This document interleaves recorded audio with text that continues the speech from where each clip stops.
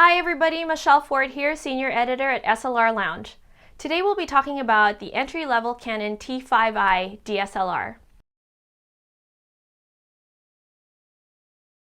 Now I could totally geek out and talk about all the tech specs, numbers, industry jargon, do a full review on this camera, but when I was checking around I noticed that there weren't a lot of reviews geared towards the mass consumer who really just isn't up on all that stuff. And since this camera is kind of meant for them, that's where I'm going. Because my friends who asked me about this camera, well, they just want to know the good, the bad, and the ugly. So here we go. The basics. All of the newer DSLR cameras have the basics covered. Autofocusing, shutter speed, metering, exposure modes, scene modes, even the buzzwords in the consumer market, which has always been and still is about megapixels. That's pretty well covered too. So Canon's newest entry-level T5i Rebel, also known as the 700D, has 19 megapixels. More than enough to print up to a 16:24 enlargement. The more important topic actually is low light handling and ISO. It's been a long time since I've handled an entry-level DSLR, and what I found was a pleasant surprise. Entry-level DSLRs have pop-up flashes, but if you wanted to opt out of it, you would need a camera that has a good ISO range, and of course some good lenses.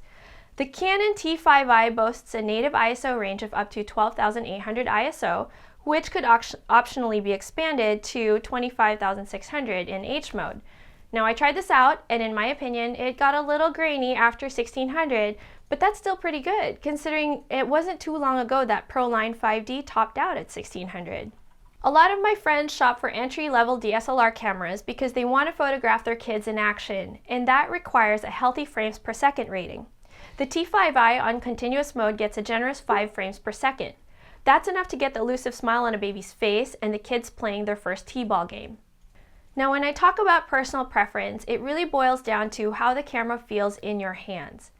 Does the button configuration and the handling feel intuitive to you? Because I've been a Canon user for so long, I think I kind of enjoy what the T5i has to offer. The placements of the dials and the buttons feel fairly natural to me. And I love the articulated screen that lets me either get a better view, even in odd positions, or allows that selfie shooter's view.